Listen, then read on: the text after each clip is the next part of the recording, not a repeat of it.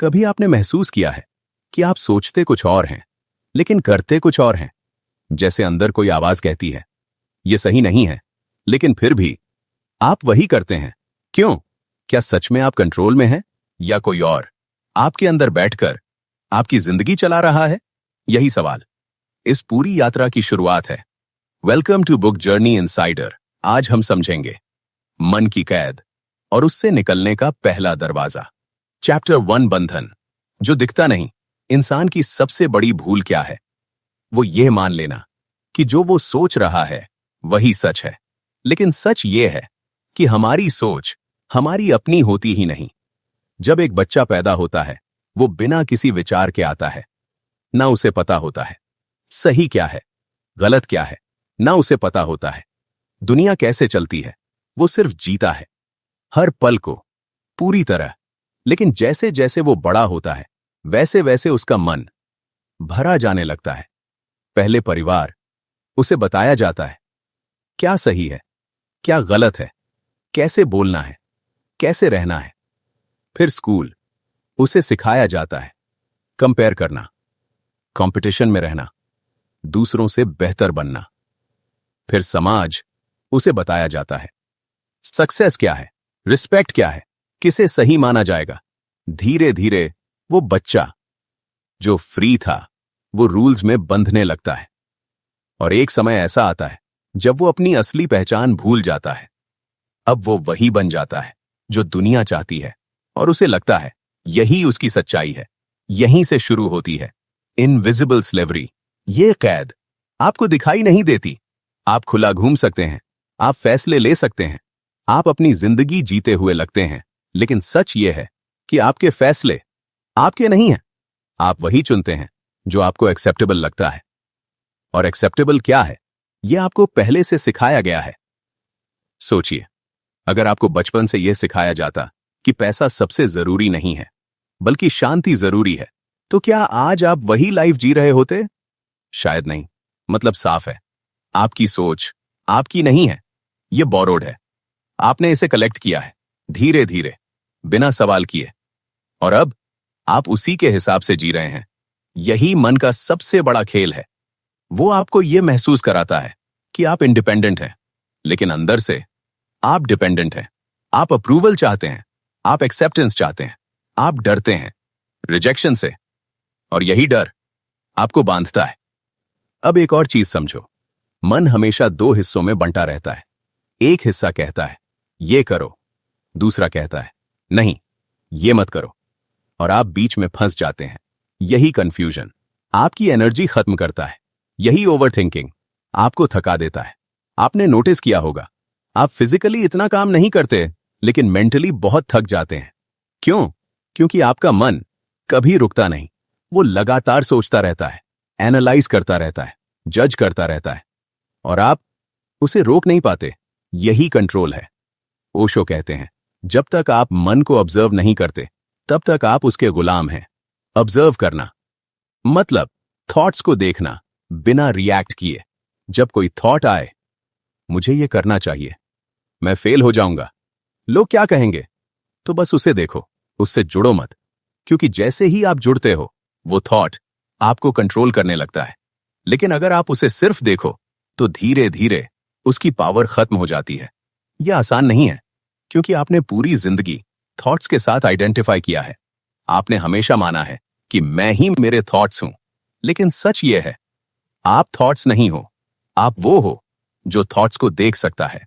और जैसे ही यह समझ गहरी होती है, वैसे ही एक दूरी बनने लगती है आप और आपके मन के बीच। और यही दूरी आजादी की शुरुआत है। अब इमेजिन करो, अगर आपके पास यह एबिलिटी आ जाए कि आप अपने थॉट्स को कंट्रोल कर सको, या कम से कम उनसे प्रभावित ना हो, तो आपकी जिंदगी कैसी होगी? कम स्ट्रेस, कम कंफ्यूजन, ज्यादा क्लैरिटी, और सबसे इंपॉर्टेंट, एक इनर पीस जो बाहर की किसी चीज पर डिपेंड नहीं करता। लेकिन यह सब एक दिन में नहीं होगा। यह एक प्रोसेस है, और यह प्रोसेस शुरू होता है अवेयरनेस से। आज आपने पहली बार अपने मन को क्वेश्चन किया है, और यही सबसे बड़ा कदम है। ज्यादातर लोग पूरी जिंदगी जी लेते हैं, लेकिन कभी यह सवाल नहीं पूछते इसलिए वो कभी फ्री नहीं होते। लेकिन आप अब उस रास्ते पर आ चुके हो जहां से वापसी नहीं है। आगे आने वाले चैप्टर्स में हम और गहराई में जाएंगे। हम समझेंगे कैसे आपकी आइडेंटिटी बनी, कैसे बिलीव्स आपको कंट्रोल करते हैं और कैसे आप धीरे धीरे उनसे बाहर निकल सकते हैं। यह जर्नी स्लो है लेकिन पावरफुल है, और अगर आप इसके साथ बने रहे तो एक दिन आप सच में महसूस करेंगे कि आप फ्री हो, अंदर से पूरी तरह। चैप्टर 2, झूठी पहचान का जादू। आपने कभी गौर किया है कि आप खुद को कैसे डिस्क्राइब करते हैं? मैं इंजीनियर हूं, मैं मिडिल क्लास फैमिली से हूं, मैं इंट्रोवर्ट हूं, मैं ऐसा हूं, मैं वैसा हूं। लेकिन क्या ये सब सच में आप हैं, या फिर ये सिर्फ लेबल्स हैं जो आपने अपने ऊपर चिपका लिए हैं? धीरे धीरे हम अपनी पहचान इन लेबल से बनाने लगते हैं, और यहीं से एक नया भ्रम शुरू होता है। जन्म के समय आपके पास कोई आइडेंटिटी नहीं थी, ना कोई नाम, ना कोई रिलीजन, ना कोई स्टेटस। आप सिर्फ एक चेतना थे, एक अवेयरनेस। लेकिन जैसे जैसे आप बड़े हुए, आपको एक नाम दिया गया, एक धर्म दिया गया, एक समाज दिया गया, और आपने सब कुछ एक्सेप्ट कर लिया क्योंकि आपके पास कोई चॉइस नहीं थी। धीरे धीरे आपने इन सबको मैं कहना शुरू कर दिया। लेकिन यही सबसे बड़ी भूल है। आपने बोरोड चीजों को अपनी असली पहचान मान लिया। सोचिए, अगर आपका नाम कुछ और होता, अगर आप किसी और देश में पैदा होते, अगर आपका रिलीजन अलग होता, तो क्या आप वही इंसान होते? नहीं। मतलब साफ है, जो आप मैं कहते हैं वो बदल सकता है, और जो बदल सकता है वो आपकी असली पहचान नहीं हो सकता। फिर असली मैं क्या है? यही सवाल सबसे गहरा है, और यहीं से सच्ची खोज शुरू होती है। हम अपनी आइडेंटिटी को बचाने में पूरी जिंदगी लगा देते हैं। अगर कोई हमें क्रिटिसाइज करे तो हमें बुरा लगता है, अगर कोई हमें इग्नोर करे तो हमें दर्द होता है। क्यों? क्योंकि हमारी पहचान बहुत फ्रेजाइल है, वो सच नहीं है। इसलिए उसे बचाने के लिए हमें एफर्ट करना पड़ता है। अगर आपकी पहचान सच में आपकी होती तो कोई उसे हिला नहीं सकता था। लेकिन यहां एक छोटी सी बात भी आपको डिस्टर्ब कर देती है। यही प्रूफ है कि कुछ गलत है। अब एक और बात समझो, आपका माइंड हमेशा आपको एक स्टोरी सुनाता है। तुम ऐसे हो, तुम ये नहीं कर सकते, तुम्हारे बस की बात नहीं है, और आप उस स्टोरी को सच मान लेते हो। धीरे धीरे वो स्टोरी आपकी रियलिटी बन जाती है, और आप उसी के अंदर जीने लगते हो। लेकिन कभी आपने ये सोचा है कि ये स्टोरी आई कहां से? ये स्टोरी आपने खुद नहीं बनाई, ये आपको दी गई है, कभी पेरेंट्स से, कभी टीचर्स से, कभी सोसाइटी से, और अब आप उसे रिपीट कर रहे हो। यही अनकॉन्शियस लिविंग है। आप जी रहे हो लेकिन जागे हुए नहीं हो। आप रिएक्ट कर रहे हो लेकिन अवेयर नहीं हो। ओशो कहते हैं, जब तक आप अपनी आइडेंटिटी को क्वेश्चन नहीं करते तब तक आप खुद को कभी नहीं जान सकते। और आइडेंटिटी को क्वेश्चन करना आसान नहीं है, क्योंकि पूरी जिंदगी आपने उसी पर डिपेंड किया है। अगर वो टूट गई तो आपको लगेगा कि आप खो गए। लेकिन सच ये है, जब फॉल्स आइडेंटिटी टूटती है तभी असली आइडेंटिटी सामने आती है। ये डिस्ट्रक्शन नहीं है, ये ट्रांसफॉर्मेशन है। अब इमेजिन करो, अगर आप अपनी आइडेंटिटी से बाहर आ जाओ तो क्या होगा? आपको किसी को प्रूव करने की जरूरत नहीं होगी, आपको कंपैरिजन की जरूरत नहीं होगी। आप बस होंगे जैसे आप सच में हो। ये स्टेट बहुत लाइट होती है, कोई प्रेशर नहीं, कोई फियर नहीं, कोई फेक इमेज नहीं। लेकिन वहां तक पहुंचने के लिए आपको एक चीज करनी होगी, अपने बिलीव्स को देखना, हर बिलीफ को क्वेश्चन करना। क्या ये सच में मेरा है या ये मुझे दिया गया है? ये सवाल पावरफुल है, और अगर आप ऑनेस्टली इसका जवाब ढूंढते हो तो धीरे धीरे लेयर्स हटने लगेंगी और आप अपने करीब आने लगोगे। लेकिन ध्यान रखना, ये प्रोसेस अनकंफर्टेबल होगा, क्योंकि आपका माइंड चेंज से डरता है। वो आपको बार बार रोकेगा, कहेगा सब ठीक है, इतना सोचने की जरूरत नहीं है, नॉर्मल रहो। लेकिन अगर आप वहीं रुक गए तो आप कभी ग्रो नहीं कर पाओगे। इसलिए थोड़ा डिस्कंफर्ट एक्सेप्ट करना होगा, क्योंकि उसी डिस्कंफर्ट के पीछे आपकी फ्रीडम छिपी है। अब एक छोटी सी प्रैक्टिस समझो। आज से जब भी आप अपने बारे में कुछ सोचो, जैसे मैं ऐसा हूं, मैं वैसा हूं, तो तुरंत खुद से पूछो, क्या यह सच है या सिर्फ एक लेबल है?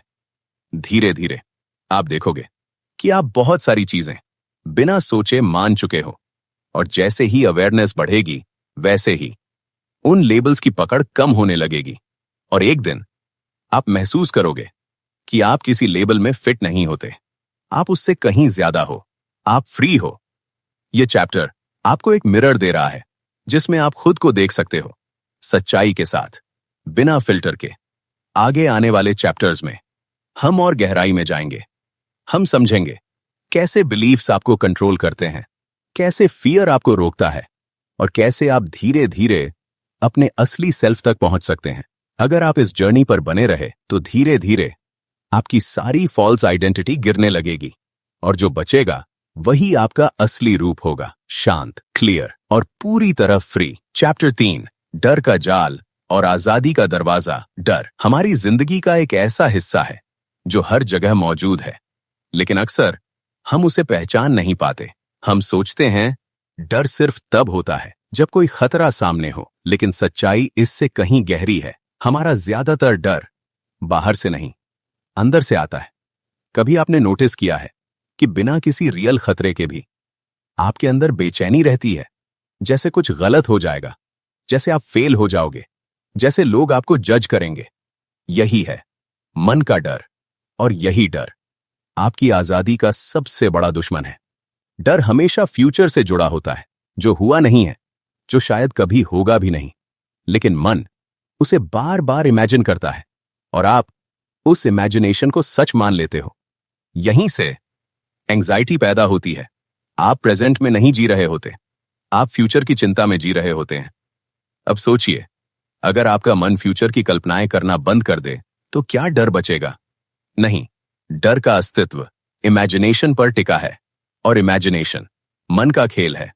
ओशो कहते हैं, डर असल में होता ही नहीं, यह सिर्फ एक विचार है जिसे आपने सच मान लिया है। अब एक एग्जाम्पल समझो। आपको स्टेज पर बोलना है। जैसे ही आप सोचते हो, अगर मैं गलती कर गया तो, अगर लोग हंसने लगे तो, तुरंत डर शुरू हो जाता है। लेकिन अभी क्या हुआ है? कुछ भी नहीं, सिर्फ थॉट्स आए हैं, और आपने उन थॉट्स को सच मान लिया। यही पैटर्न हर जगह चलता है। आप कुछ नया करना चाहते हो, लेकिन मन कहता है मत करो, रिस्क है, फेल हो जाओगे, लोग क्या कहेंगे, और आप रुक जाते हो। धीरे धीरे आप सेफ जोन में जीने लगते हो, लेकिन सेफ जोन कंफर्ट देता है, ग्रोथ नहीं। और यही कंफर्ट आपकी सबसे बड़ी कैद बन जाता है। अब एक और गहरी बात समझो। डर हमेशा दो चीजों से जुड़ा होता है, या तो आप कुछ खोने से डरते हो, या कुछ पाने में फेल होने से। दोनों ही केसेस में आपका ध्यान प्रेजेंट से हट जाता है। आप या तो पास्ट को पकड़े हुए हो, या फ्यूचर को पकड़ने की कोशिश कर रहे हो। लेकिन जिंदगी सिर्फ प्रेजेंट में होती है, और जब आप प्रेजेंट में नहीं होते तो आप जी ही नहीं रहे होते। अब सवाल आता है, इस डर से बाहर कैसे निकला जाए? पहला स्टेप, डर को समझना, उसे दबाना नहीं, उसे इग्नोर नहीं करना, बल्कि उसे देखना। जब भी डर आए, भागो मत, रुको और उसे ऑब्जर्व करो। पूछो खुद से, यह डर कहां से आ रहा है? क्या यह सच में रियल है, या सिर्फ एक थॉट है? ज्यादातर टाइम आपको जवाब मिलेगा कि यह सिर्फ एक थॉट है, और जैसे ही यह क्लैरिटी आती है, डर थोड़ा कम हो जाता है। अब दूसरा स्टेप, डर के बावजूद एक्शन लेना, क्योंकि सच ये है, डर कभी पूरी तरह खत्म नहीं होगा, लेकिन अगर आप उसके बावजूद एक्शन लेते हो तो धीरे धीरे उसकी पावर कम हो जाती है। जैसे अगर आपको लोगों से बात करने में डर लगता है, तो आप धीरे धीरे छोटे स्टेप्स लो। एक इंसान से बात करो, फिर दो से, फिर ग्रुप में। हर बार डर आएगा, लेकिन हर बार आप स्ट्रांग बनोगे, और एक दिन वही डर गायब हो जाएगा, क्योंकि आपने उसे फेस किया, ना कि अवॉइड। ओशो कहते हैं, जिस चीज से तुम डरते हो उसी में तुम्हारी आजादी छिपी है। यह लाइन सिंपल है, लेकिन बहुत पावरफुल है। मतलब, जहां डर है वहीं ग्रोथ है, जहां डिस्कंफर्ट है वहीं ट्रांसफॉर्मेशन है। अब इमेजिन करो, अगर आप अपने सारे डर के पार निकल जाओ तो आपकी जिंदगी कैसी होगी? आप बिना हेसिटेशन के बोलोगे, बिना डर के डिसीजंस लोगे, बिना प्रेशर के जियोगे। यही असली आजादी है। लेकिन इसके लिए आपको अपने मन के खिलाफ जाना होगा, क्योंकि मन हमेशा आपको सेफ रखेगा, और सेफ रहना जीना नहीं है। अब एक छोटी सी प्रैक्टिस, आज से जब भी आपको डर लगे तो तुरंत रिएक्ट मत करो। रुको, गहरी सांस लो और ऑब्जर्व करो। बस देखो उस डर को, उस थॉट को, और फिर छोटा सा एक्शन लो डर के खिलाफ। ये प्रैक्टिस छोटी लगेगी, लेकिन यही आपकी जिंदगी बदल देगी, क्योंकि धीरे धीरे आपको समझ आने लगेगा कि डर सच नहीं है, वह सिर्फ एक इल्यूजन है और आप उससे कहीं ज्यादा पावरफुल हो। यह चैप्टर आपको यह समझाने के लिए था कि डर आपका दुश्मन नहीं है, वह एक सिग्नल है जो आपको दिखाता है कि कहां आपको ग्रो करना है। आगे आने वाले चैप्टर्स में हम और गहराई में जाएंगे। हम समझेंगे कैसे डिजायर आपको बांधता है, कैसे अटैचमेंट आपको रोकता है, और कैसे आप धीरे धीरे हर बंधन से बाहर निकल सकते हैं। अगर आप इस जर्नी पर बने रहे तो एक दिन आप पाएंगे कि डर कहीं पीछे छूट गया है और आप पूरी तरह आजाद हैं अंदर से, बिना किसी बंधन के। चैप्टर 4, इच्छा, लालच और अंतर की खाली जगह। क्या आपने कभी महसूस किया है कि कुछ पाने के बाद भी अंदर से संतोष नहीं आता? आप सोचते हैं बस ये मिल जाए फिर मैं खुश हो जाऊंगा, लेकिन जैसे ही वो चीज मिलती है कुछ समय के लिए अच्छा लगता है, फिर वही खालीपन वापस आ जाता है। फिर मन कहता है शायद कुछ और चाहिए, और यह सिलसिला चलता ही रहता है। यही है इच्छा का चक्र। इच्छा अपने आप में गलत नहीं है, लेकिन जब इच्छा आपकी पहचान बन जाती है तब वह बंधन बन जाती है। आपने नोटिस किया होगा जितनी ज्यादा इच्छाएं होती हैं उतनी ज्यादा बेचैनी होती है, क्योंकि हर इच्छा आपको फ्यूचर में ले जाती है। जब यह मिलेगा तब खुश होऊंगा, मतलब अभी आप खुश नहीं हो। आपने अपनी खुशी फ्यूचर पर डिपेंड कर दी है, और फ्यूचर कभी आता नहीं, वो हमेशा आने वाला ही रहता है। यहीं पर इंसान फंस जाता है। वह पूरी जिंदगी कुछ पाने में लगा रहता है, लेकिन कभी सच में जी नहीं पाता। ओशो कहते हैं इच्छा मन का फ्यूल है, और जब तक इच्छा है मन चलता रहेगा, और जब मन चलता रहेगा आप कभी शांत नहीं हो सकते। अब एक गहरी बात समझो, इच्छा आती कहां से है? क्या यह आपकी अपनी है या फिर आपको सिखाई गई है? सोचिए, आपको कौन बताता है कि सक्सेस क्या है? समाज आपको कौन बताता है कि क्या चाहिए? दुनिया आपको दिखाया जाता है कि ये फोन लो, ये कार लो, ये लाइफस्टाइल अपनाओ, और धीरे धीरे आप बिलीव करने लगते हो कि यही खुशी है। लेकिन क्या सच में ऐसा है? अगर पैसा ही खुशी होता तो हर अमीर इंसान खुश होता, लेकिन सच्चाई यह है बहुत लोग सब कुछ होने के बाद भी अंदर से खाली महसूस करते हैं। क्यों? क्योंकि उन्होंने बाहर बहुत कुछ पाया लेकिन अंदर कुछ नहीं पाया। यही असली समस्या है। आप बाहर की चीजों से अंदर की कमी को भरने की कोशिश कर रहे हो, लेकिन अंदर की कमी बाहर की चीजों से कभी नहीं भरती। अब एक एग्जाम्पल समझो। अगर आपको प्यास लगी है और आप नमकीन पानी पीते रहो तो क्या प्यास बुझेगी? नहीं, बल्कि और बढ़ेगी। वैसे ही आप अंदर से खाली हो और बाहर की चीजों से उसे भरने की कोशिश कर रहे हो तो खालीपन और बढ़ेगा। यही कारण है कि जितना ज्यादा आप पाते हो उतना ज्यादा आपको चाहिए होता है। यह एक एंडलेस लूप है। अब सवाल यह है, इस चक्र से बाहर कैसे निकला जाए? पहला स्टेप यह समझना कि इच्छा आपको चला रही है। आप इच्छा को कंट्रोल नहीं कर रहे, इच्छा आपको कंट्रोल कर रही है। जब यह क्लैरिटी आती है तो एक डिस्टेंस बनता है आप और आपकी इच्छा के बीच। अब दूसरा स्टेप, इच्छा को ऑब्जर्व करना। जब भी कोई डिजायर आए, मुझे यह चाहिए, मुझे यह मिलना चाहिए, तो तुरंत रिएक्ट मत करो। बस देखो, पूछो खुद से, क्या यह सच में जरूरी है या यह सिर्फ एक हैबिट है? धीरे धीरे आपको पता चलेगा कि बहुत सारी इच्छाएं सिर्फ कंडीशनिंग है। आपने उन्हें बस एक्सेप्ट कर लिया है। अब तीसरा स्टेप, प्रेजेंट में जीना। जब आप प्रेजेंट में होते हो तो आपको कुछ चाहिए नहीं होता, आप ऑलरेडी कंप्लीट महसूस करते हो। लेकिन जब आप प्रेजेंट से बाहर जाते हो तो आपको कमी महसूस होती है, और वही कमी इच्छा बन जाती है। इसलिए जितना ज्यादा आप प्रेजेंट में रहोगे उतनी कम इच्छाएं होंगी और उतनी ज्यादा शांति होगी। अब एक और गहरी बात, इच्छा हमेशा कंपैरिजन से आती है। आप किसी को देखते हो और सोचते हो, मुझे भी यह चाहिए, अगर कंपैरिजन ही ना हो तो बहुत सारी इच्छाएं खत्म हो जाएंगी। लेकिन हमारा मन हमेशा कंपेयर करता है क्योंकि उसे लगता है कि वो इनकम्प्लीट है और उसे कंप्लीट होना है। लेकिन सच्चाई ये है, आप पहले से कंप्लीट हो। आपको कुछ बनने की जरूरत नहीं है, आपको बस ये समझने की जरूरत है। अब इमेजिन करो, अगर आपकी इच्छाएं कम हो जाएं तो क्या होगा? कम स्ट्रेस, कम दौड़, ज्यादा शांति, और सबसे बड़ी बात, आप पहली बार सच में जी पाओगे, ना कि सिर्फ भागोगे। यह चैप्टर आपको यह दिखाने के लिए था कि इच्छा कैसे आपको बांधती है और कैसे आप उससे बाहर आ सकते हो। आगे आने वाले चैप्टर्स में हम और गहराई में जाएंगे। हम समझेंगे कैसे अटैचमेंट आपको रोकता है, कैसे ईगो आपको कंट्रोल करता है, और कैसे आप धीरे धीरे हर बंधन से मुक्त हो सकते हैं। अगर आप इस जर्नी पर बने रहे तो धीरे धीरे आप पाएंगे कि आपको कुछ चाहिए ही नहीं और वहीं से सब कुछ मिल जाता है, अंदर से, शांत, पूरा और आजाद। चैप्टर 5, आसक्ति, रिश्तों का बंधन और छोड़ने की कला। क्या आपने कभी महसूस किया है कि जितना ज्यादा आप किसी चीज या इंसान से जुड़ते हो, उतना ही ज्यादा डर बढ़ता जाता है? डर खोने का, डर बदल जाने का, डर टूट जाने का, और धीरे धीरे वही जुड़ाव जो शुरुआत में खुशी देता था, वही आपके अंदर बेचैनी का कारण बन जाता है। यही है आसक्ति।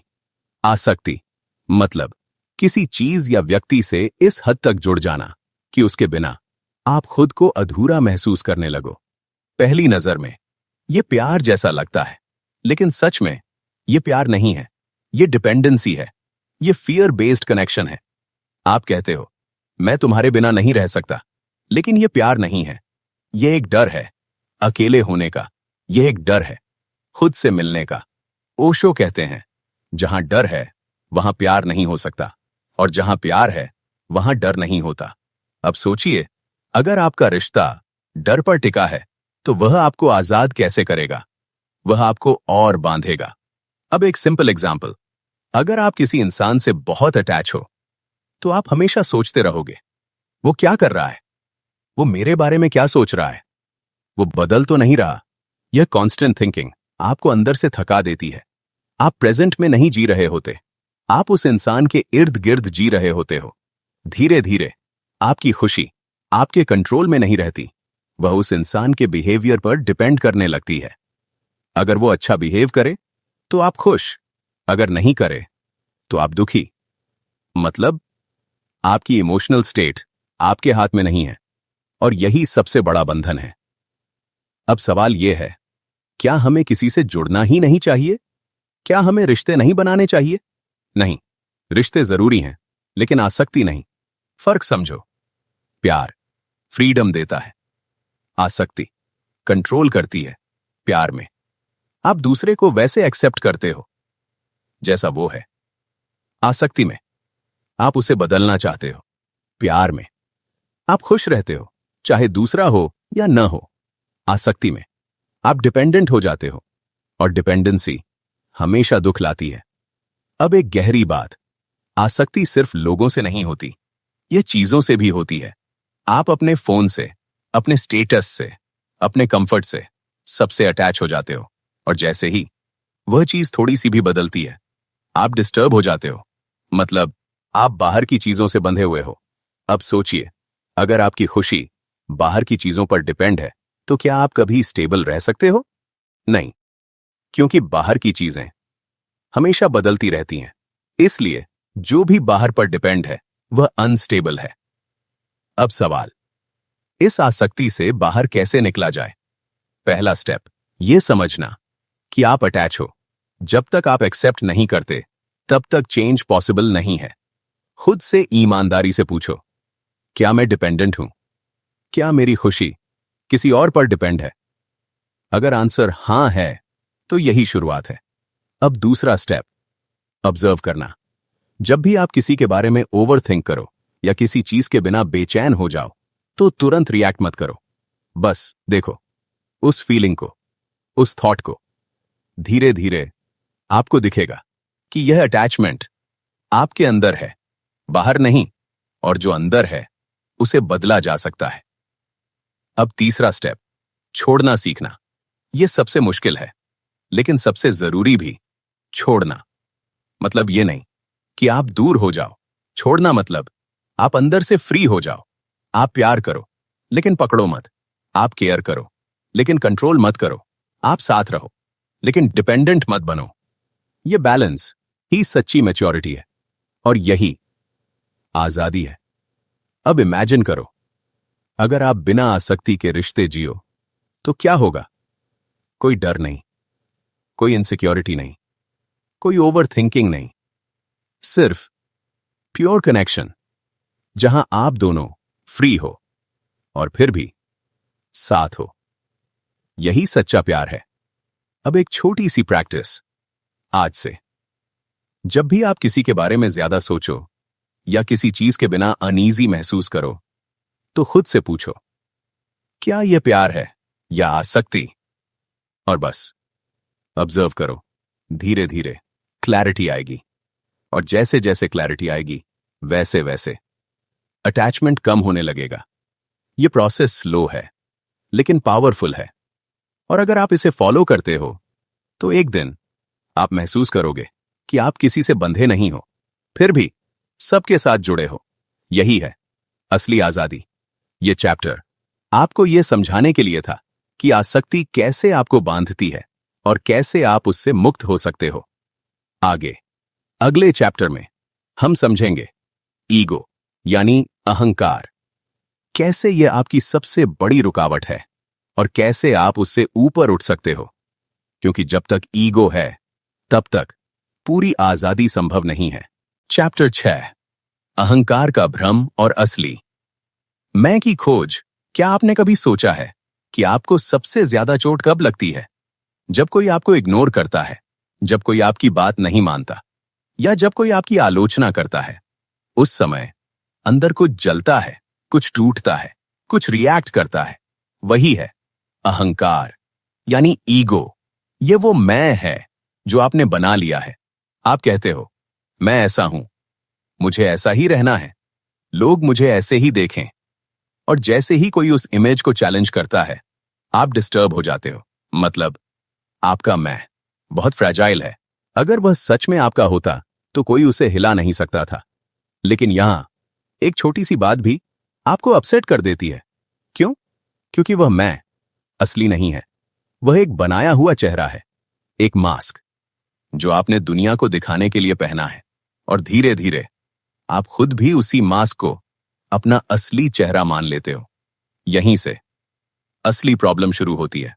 अब एक सिंपल एग्जाम्पल, अगर कोई आपको कहे तुम स्मार्ट नहीं हो तो आपको बुरा लगेगा। लेकिन क्यों?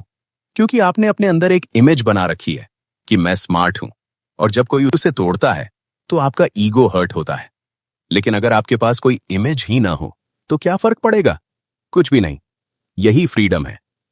अब एक और गहरी बात, ईगो हमेशा कंपैरिजन पर चलता है। आप किसी से बेटर फील करना चाहते हो या किसी से इंफीरियर फील करते हो। दोनों ही ईगो के रूप हैं।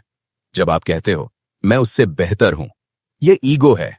और जब आप कहते हो मैं उससे कम हूं, यह भी ईगो है। क्योंकि दोनों ही केसेस में आप खुद को दूसरों से डिफाइन कर रहे हो।